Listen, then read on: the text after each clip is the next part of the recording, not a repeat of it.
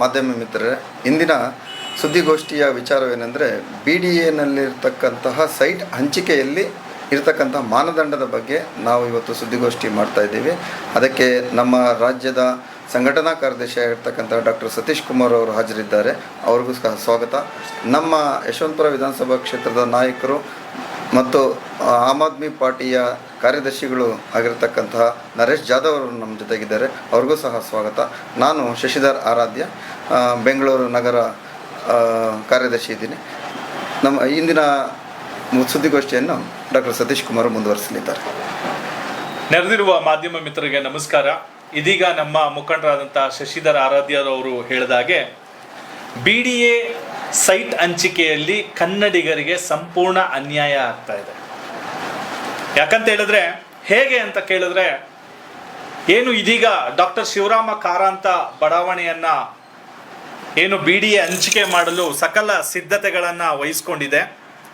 ಇಂಥ ಒಂದು ಸಂದರ್ಭದಲ್ಲಿ ಎಲ್ಲೋ ಕನ್ನಡಿಗರಿಗೆ ಅನ್ಯಾಯ ಆಗ್ತಿದೆ ಅಂತಕ್ಕಂಥ ಅಂಶವನ್ನ ನಮ್ಮ ಆಮ್ ಆದ್ಮಿ ಪಾರ್ಟಿ ಗಮನಿಸಿದೆ.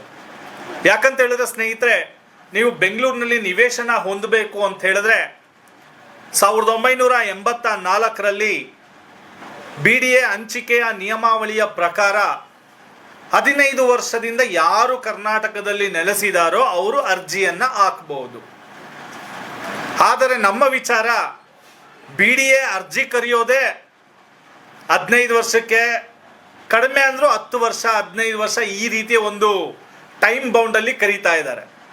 ಇಂಥ ಒಂದು ಸಂದರ್ಭದಲ್ಲಿ 15 ವರ್ಷದ ಈ ಮಾನದಂಡ, ಹಳೆಯ ಮಾನದಂಡವನ್ನೇ ತೆಗೆದುಕೊಂಡು ಬಂದರೆ ಇತ್ತೀಚಿನ ಬೆಂಗಳೂರಿನ ಬೆಳವಣಿಗೆಗಳು ಏನು ಕಳೆದ ಒಂದು 25 ವರ್ಷಗಳಲ್ಲಿ ಬೆಂಗಳೂರಿನಲ್ಲಿ ಯಾವ ರೀತಿಯ ಒಂದು ಬದಲಾವಣೆ ಆಗಿದೆ,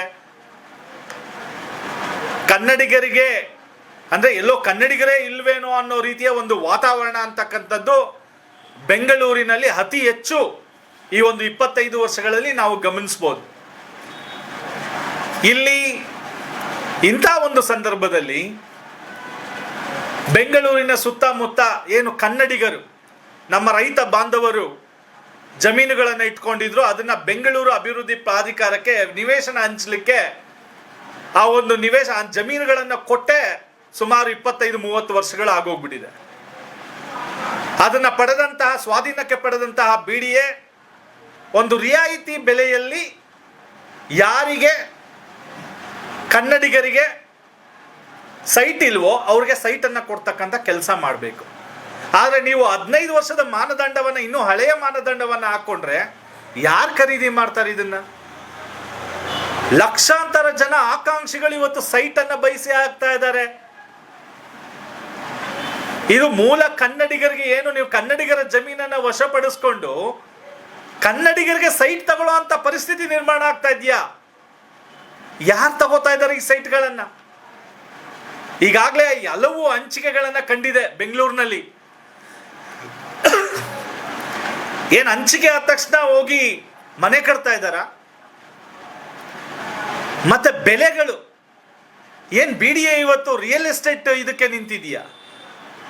ರಿಯಲ್ ಎಸ್ಟೇಟ್ ವ್ಯವಹಾರಕ್ಕೆ ಯಾಕೆ BDA ನಿರ್ಮಾಣ ಆಗಿದ್ದು? ಬೆಂಗಳೂರಿನ ಒಂದು ಅಭಿವೃದ್ಧಿಯ ಪಥದಲ್ಲಿ ತೆಗೆದುಕೊಂಡು ಹೋಗ್ಲಿ, ಉತ್ತಮ ಅಭಿವೃದ್ಧಿ ಕೆಲಸಗಳನ್ನ ಮಾಡಲಿ, ಏನು ನಿವೇಶನ ರಹಿತರಿಗೆ ನಿವೇಶನಗಳನ್ನ ರಿಯಾಯಿತಿ ದರದಲ್ಲಿ ನೀಡಲಿ ಅಂತ. ಈಗ ವಿಶ್ವೇಶ್ವರಯ್ಯ ಬಡಾವಣೆ, ಕೆಂಪೇಗೌಡ ಬಡಾವಣೆಗಳಲ್ಲಿ ಬೆಲೆಗಳನ್ನು ಗಮನಿಸಿದ್ರೆ, ಅಂದರೆ 10 ಲಕ್ಷ ರೂಪಾಯಿಗೆ ಹೆಚ್ಚು ಕಮ್ಮಿ ವಿಶ್ವೇಶ್ವರಯ್ಯ ಲೇಔಟಲ್ಲಿ ಒಂದು ಸೈಟ್ ಸಿಗ್ತಾ ಇತ್ತು 30-40. ಅದೇ ರೀತಿ ಕೆಂಪೇಗೌಡ ಬಡಾವಣೆಯಲ್ಲಿ 23-24 ಲಕ್ಷ ರೂಪಾಯಿಗೆ 30-40 ಸೈಟನ್ನು ಕೊಡ್ತಾ ಇದ್ರು BDAದವರು. ಇದೀಗ ಬೆಲೆಗಳು ಗೊತ್ತಿಲ್ಲ, ಅದು ಊಹಾಪೋಹಗಳು ಇಲ್ಲ ಸರ್ಕಾರದ ಅಧಿಕೃತ ತೀರ್ಮಾನನೋ. ಇವತ್ತು 5,000 ಅಂತಿದ್ರು, ಇವಾಗ 6,000 ಅಂತ ಹೇಳ್ತಾ ಇದ್ದಾರೆ. ಒಂದು ಸೈಟ್ಗೆ 72 ಲಕ್ಷ ರೂಪಾಯಿಗಳನ್ನು.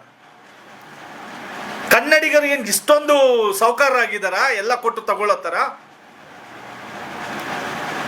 ಏನು ರಿಯಲ್ ಎಸ್ಟೇಟ್ ವ್ಯವಹಾರ ಮಾಡ್ತಾ ಇದ್ದೀರಾ? 72 ಲಕ್ಷ ರೂಪಾಯಿ ನೀವು ಸೈಟನ್ನು ಇದು ಮಾಡ್ಬೇಕಾದ್ರೆ ನೀವು ರೈತರಿಂದ ಯಾವ ಬೆಲೆಯಲ್ಲಿ ಖರೀದಿ ಮಾಡಿದ್ರಿ? ನೀವು ನಮ್ಮ ರೈತರಿಗೆ ಎಷ್ಟು ಹೋಗಿದೆ ಪರಿಹಾರದ ಹಣ? ಅಂದರೆ ಅವ್ರ ಹತ್ರ ನೀವು ಕೊಸರಾಡಿ ಕಡಿಮೆ ಬೆಲೆಗೆ ರೈತರಿಂದ ವಶಪಡಿಸ್ಕೊಂಡು 25 ವರ್ಷದಿಂದ ಏನು ಬೆಲೆ ಇತ್ತು ನೀವೇ ಬಹಿರಂಗಪಡಿಸಿ ಅಲ್ಲಿ ಎಷ್ಟೆಷ್ಟಕ್ಕೆ ತಗೊಂಡಿದ್ರಿ ಅಂತ. ಈಗ ನೀವು 70 ಲಕ್ಷದವರೆಗೂ 72 ಲಕ್ಷ 30-40 ಕೊಡ್ತೀರಿ ಅಂದರೆ ಇದು ನಿಜಕ್ಕೂ ಕನ್ನಡಿಗರಿಗೆ ಮಾಡ್ತಕ್ಕಂಥ ಅನ್ಯಾಯ. ಇವತ್ತು ಕನ್ನಡಿಗ ರೈತ ಭೂಮಿ ಕೊಟ್ಟು ಒಬ್ಬ ಕನ್ನಡಿಗ ಈ ಒಂದು ಸೈಟನ್ನು ಖರೀದಿ ಮಾಡೋದಕ್ಕಾಗ್ತಾ ಇಲ್ವಲ್ಲ. ಇದು ನಾವು ಸರ್ಕಾರಕ್ಕೆ ಮಾಡ್ತಕ್ಕಂಥ ಪ್ರಶ್ನೆ. ಸರ್ಕಾರ ರಿಯಲೈಸ್ ಆಗಬೇಕು. ಮಾನ್ಯ ಮುಖ್ಯಮಂತ್ರಿಗಳಾದ ಡಿ ಕೆ ಶಿವಕುಮಾರ್ ಅವರು ಹಾಗೂ ಬೆಂಗಳೂರು ಅಭಿವೃದ್ಧಿ ಸಚಿವರಾದಂತಹ ಕೃಷ್ಣ ಬೈರೇಗೌಡರು ದಯವಿಟ್ಟು ಈ ವಿಚಾರವನ್ನು ಕನ್ಸಿಡರ್ ಮಾಡಿ. ನೀವೇನು ಈಗ 40 ವರ್ಷಗಳ ಹಿಂದೆ BDA ನಿಯಮಾವಳಿ ಪ್ರಕಾರ 15 ವರ್ಷ ಯಾರು ವಾಸ ಮಾಡಿರ್ತಾರೋ ಅವ್ರಿಗೆ ಕೊಡ್ತೀವಿ ಅಂತೇಳಿ ನೀವು ಸೈಟನ್ನು ಕರೀತೀರಾ, ಅಂದರೆ ಅರ್ಜಿ ಕರೀತೀರಾ. ದಯವಿಟ್ಟು ಅದನ್ನು 25 ವರ್ಷಕ್ಕೆ ಮಾಡಿ. ಆದಷ್ಟು ಕನ್ನಡಿಗರಿಗೆ ಈ ಒಂದು BDA ಸೈಟ್ಗಳನ್ನು ತೆಗೆದುಕೊಳ್ಳೋದಕ್ಕೆ ಒಂದು ಮಾನದಂಡ ಅಂತಕ್ಕಂಥದ್ದು ಒಂದು ಪಾಯಿಂಟ್ ಆದರೂ ನೀವು ಹೆಚ್ಚಿಗೆ ಕನ್ನಡಿಗರಿಗೆ ಕೊಡಿ. ಇದು ಮೂಲ ಕನ್ನಡಿಗರಿಗೆ, ಕರ್ನಾಟಕ ವಾಸಿಗಳಿಗೆ ಇದು ಒಂದು ಸ್ವಲ್ಪ ಅನುಕೂಲ ಆಗ್ತದೆ. ಯಾಕಂತ ಹೇಳಿದ್ರೆ ಬದಲಾದ ಪರಿಸ್ಥಿತಿಯಲ್ಲಿ ಈಗ ಹೊರ ರಾಜ್ಯದಿಂದ ಬಂದಿದ್ದಾರೆ, ಹಣಕಾಸಿನಲ್ಲಿ ಸ್ಥಿತಿವಂತರಿದ್ದಾರೆ, ಒಳ್ಳೆ ಒಳ್ಳೆ ಉದ್ಯೋಗಗಳನ್ನು ಅರಸಿ ಬರ್ತಾ ಇದ್ದಾರೆ. ನಮ್ಮ ಕನ್ನಡಿಗರು ಇವತ್ತು ಅವರಲ್ಲಿ ಕೆಲಸ ಮಾಡಲಿಕ್ಕೇನೆ ಸಾಧ್ಯ ಆಗ್ತಾ ಇಲ್ಲ. ಅಂಥ ಒಂದು ಪರಿಸ್ಥಿತಿ ಇರಬೇಕಾದ್ರೆ ನೀವು ಸೈಟ್ಗಳನ್ನು ಹಂಚಿ ಸಾವಿರಾರು ಸೈಟ್ಗಳು ಕನ್ನಡಿಗರಿಗೆ ಏನು ಸ್ವಾಮಿ ಪ್ರಯೋಜನ? ದಯವಿಟ್ಟು ಆಮ್ ಆದ್ಮಿ ಪಾರ್ಟಿ ಆಗ್ರಹ ಮಾಡ್ತಕ್ಕಂಥದ್ದು ಈ ಕೂಡಲೇ ಆ ನಿಯಮಾವಳಿಗಳಲ್ಲಿ ಕೆಲವು ಬದಲಾವಣೆಗಳನ್ನು ತಂದು ಕನ್ನಡಿಗರಿಗೆ ಹಿತಾಸಕ್ತಿಗಳನ್ನು ಕಾಯ್ತಕ್ಕಂಥದ್ದು ಮತ್ತು ಕನ್ನಡಿಗರಿಗೆ ಒಂದು ಸೈಟನ್ನು ಹಂಚಿಕೊಳ್ಳುವಲ್ಲಿ ಒಂದು ದಿಟ್ಟ ಕ್ರಮವನ್ನು ಕರ್ನಾಟಕ ಸರ್ಕಾರ ಕೈಗೊಳ್ಳಬೇಕು ಅಂತಕ್ಕಂಥದ್ದು ಆಮ್ ಆದ್ಮಿ ಪಾರ್ಟಿಯ ಆಗ್ರಹ. ನಮಸ್ಕಾರ. ನಮಸ್ಕಾರ ಬಂಧುಗಳೇ. ಬೆಂಗಳೂರಿನಲ್ಲಿ BDA ಸೈಟು ಮತ್ತು ಮನೆ ಅನ್ನೋದು ಒಂದು ಎಲ್ಲರ ಕನಸಾಗಿರುತ್ತೆ. ಅದರಲ್ಲೂ ಸಹ ಮಧ್ಯಮ ವರ್ಗದವರು ಕನಸು ಆಗಿರುತ್ತೆ. ಆದರೆ ಸರ್ಕಾರ ಎಲ್ಲೋ ಮಧ್ಯಮ ವರ್ಗದವ್ರನ್ನ ಪರಿಗಣಿಸ್ತಾ ಇಲ್ಲ ಅಂತ ನಮಗೆ ಅನ್ನಿಸ್ತಾ ಇದೆ. ಯಾಕೆಂದರೆ ಇವತ್ತು ನಮ್ಮ ನಾಯಕರು ಹೇಳಿದಾಗೆ ಸುಮಾರು ಇವತ್ತು 30-40 ಸೈಟ್ 72 ಲಕ್ಷ 6,000ಕ್ಕೆ ನೀವು ನಿಗದಿಪಡಿಸಿದ್ದಾರೆ.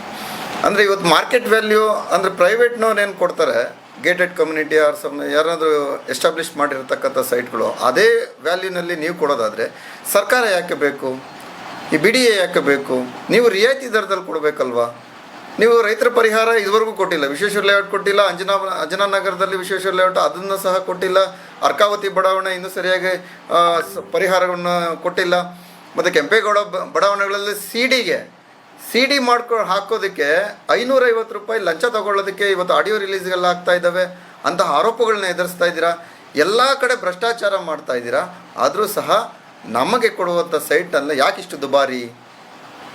ನಮ್ಮ ಸೈಟ್ಗಳು ಕೊಡಬೇಕು ಅಂದರೆ ನಿರ್ದಿಷ್ಟವಾದಂತಹ ರಿಯಾಯಿತಿ ದರದಲ್ಲಿ ಕೊಡಬೇಕಾಗುತ್ತೆ.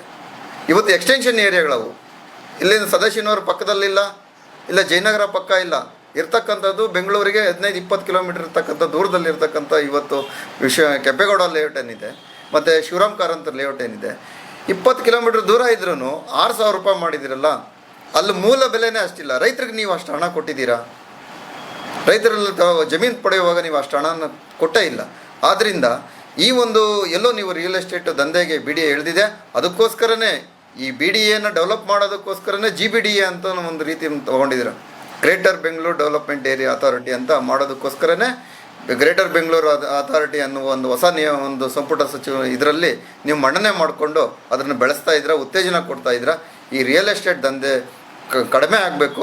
ಸರ್ಕಾರನೇ ಈ ರೀತಿ ನಡ್ಕೊಂಡ್ರೆ ಬೇರೆಯವರು ಈಗ 6,000 ನೀವೇ ಇಟ್ಟಾಗ ಪ್ರೈವೇಟ್ನವ್ರು 10,000 ಕೇಳ್ತಾನೆ. ಬೇರೆ ಮಧ್ಯಮ ವರ್ಗದವರು ಮಧ್ಯಮ ವರ್ಗದವರು ಸೈಟ್ ತೊಗೊಳ್ಳೋದೇ ಅವ್ರ ನನಸಾಗೋದಕ್ಕೆ ಚಾನ್ಸೇ ಇಲ್ಲ.